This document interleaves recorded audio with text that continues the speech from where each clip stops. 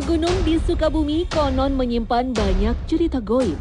Meski tak setenar Gede Pangrango, gunung yang disebut sebagai Gunung Sunda ini diyakini menjadi titik penting dari Kerajaan Pajajaran. Bahkan konon tempat ini menjadi batas wilayah antara kerajaan manusia dan kerajaan jin. Cukup dengan itu, jauh tersembunyi di dalamnya, konon terdapat tumpukan benda mustika yang sangat berharga. Seperti apa kisahnya? Selengkapnya dalam Secret Story mengungkap rahasia di balik cerita.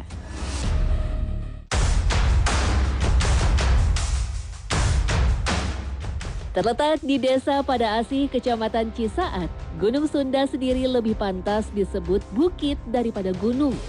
Asalnya ketinggiannya hanya sekitar 600 sampai 700 meter di atas permukaan laut.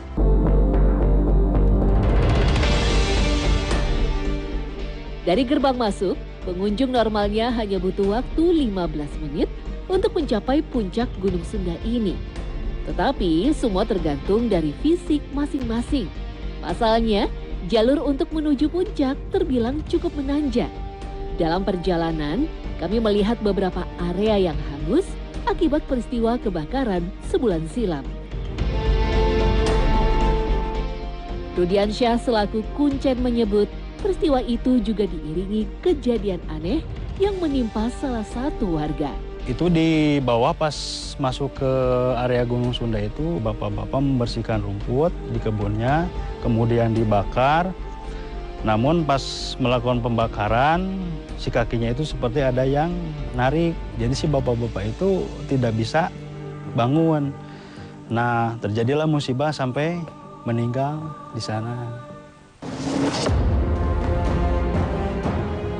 Dari cerita tutur yang diwariskan nenek moyangnya, Rudi menyebut kata Sunda sendiri berasal dari kata Tunda yang berarti menaruh atau menyimpan dalam bahasa Sunda. Nama yang mewakili sebuah keyakinan masyarakat tentang sebuah mitos tersembunyi di gunung ini. Nah, untuk Gunung Tunda sendiri itu tempat penyimpanan benda-benda sangat mustika sangat berharga pada zaman dulu. Itu disimpannya di Gunung Tunda, masih di wilayah Gunung Sunda ini. Sayangnya, tak ada keterangan yang lebih jelas dari mana asal-muasal harta karun tersebut. Tak sekedar menjadi tempat menyembunyikan harta karun dan mustika, gunung yang juga disebut Kerut ini dipercaya menjadi sosok mitologi yang hidup, bahkan berperang dengan gunung lainnya. Kerut sendiri berarti harimau dalam bahasa Sunda. Sejarah Kerut dinamakan Kerut itu pernah terjadi gaib Gunung Gede dan Gunung Kerut ini perang merebutkan tahta kekuasaan Pajajaran.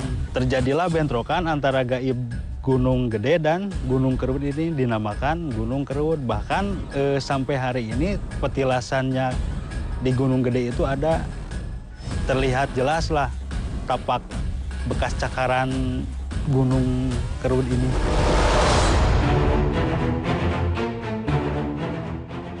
Menurut Rudiansyah, mitos yang muncul tersebut disebabkan oleh cerita legenda yang terkait dengan sosok Prabu Siliwangi. Selain itu, tempat ini juga diyakini menjadi kawasan hilir mudik prajurit Kerajaan Pakuan Pajajaran. Apakah itu yang membuat legenda harta karun itu muncul?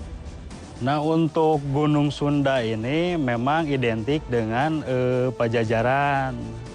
Bahkan petilasan Prabu Siliwangi dan Prabu Kian Santang ada di sini. Bahkan tapak petilasannya juga ada. Tapi di Gunung Sunda ini tidak hanya identik dengan Pajajarannya saja. Karena Gunung Sunda ini memiliki dua negara. Satu negara Pajajaran, satu negara lagi jinnya.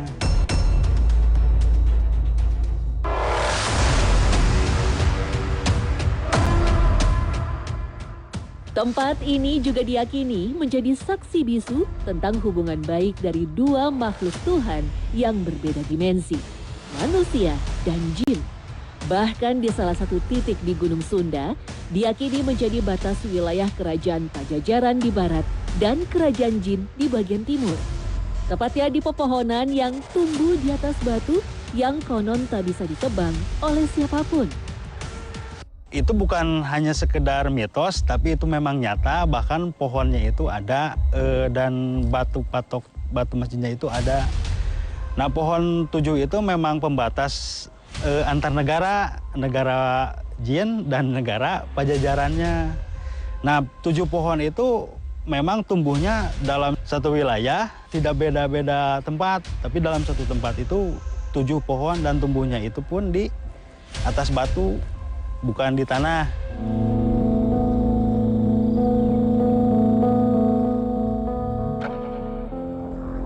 Kang Rudi pun mengajak kami melanjutkan penelusuran ke salah satu goa yang berada di kaki Gunung Sunda. Meski terlihat sempit di bagian dalamnya, tapi banyak yang percaya goa ini bisa menembus dan terhubung dengan 4 lokasi yang berbeda. Kutamane di Karawang, Laut Selatan Pelabuhan Ratu, Banten, dan Gunung Gede. Tak hanya itu, goa Gunung Sunda ini juga kerap dijadikan sebagai tempat untuk melakukan laku tirakat atau bertapa. Goa itu memang ada penunggunya, penjaganya, 2 macan putih dari Pajajaran yang dinamakan Lodaya itu. Bahkan beberapa pengunjung dan beberapa masyarakat sekitar itu pernah melihat, cuma di jam-jam tertentu, jam 9, jam 11, kadang sebelum maghrib.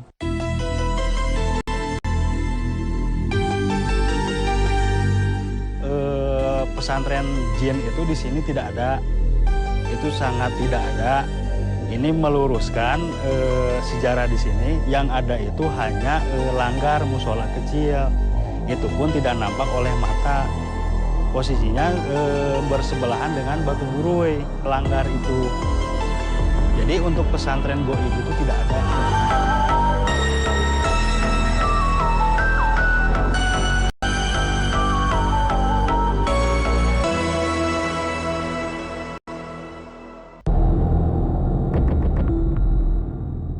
Selain keberadaan goa, kawasan Gunung Sunda juga dipenuhi dengan bebatuan purba yang punya sebutan masing-masing dan juga kisah mistis tersendiri. Batu Halu Lumpang misalnya, konon batu yang dulu dijadikan warga menumbuk padi ini pernah terbelah dan bagiannya disimpan di tempat yang berbeda. Anehnya, 2 bagian itu tiba-tiba kembali ke tempat asalnya, bahkan menjadi satu lagi. Kenapa disimpan di sesepuh kampung? Dulu pernah ada kejadian si halunya itu ada yang ngambil. Kemudian setelah diambil ke rumah itu, orang yang ngambilnya itu dia balik lagi sendiri ke sini, ke tempatnya. Nah, untuk mengantisipasi hal yang tidak diinginkan, menjaga kelestarian dan keasliannya, maka disimpanlah di sesepuh kampung. Tak hanya Halu Lumpang saja, sebuah batu yang bagian tengahnya berisi air menarik perhatian kami. Di area sekitarnya diyakini menjadi perwujudan musola tak kasat mata. Tetapi Kang Rudi menyebut isu tentang keberadaan pesantren goib yang sempat santer di media sosial adalah tidak benar. Untuk pesantren Jin itu di sini tidak ada, itu sangat tidak ada. Ini meluruskan sejarah di sini, yang ada itu hanya langgar musola kecil, itu pun tidak nampak oleh mata. Posisinya bersebelahan dengan batu buruy, langgar itu. Jadi untuk pesantren goib itu tidak ada di Gunung Sunda. Di masa penjajahan Belanda, kawasan Gunung Sunda dan sekitarnya menjadi tempat pelarian para pejuang kemerdekaan. Salah satunya ulama sekaligus pahlawan nasional Kiai Haji Ahmad Sanusi. Benar, karena beliau juga kan warga asli Cicantayan dan sering ke sini. Bukan hanya pahlawan tersebut, memang beberapa pahlawan bersembunyi di sini. Cerita dulu itu ketika Belanda mengejar para pahlawan Sukabumi, ketika pahlawan itu lari ke Gunung Sunda, Belanda kehilangan jejak, tidak bisa lagi mengejar ke Gunung Sunda, tidak bisa melacak.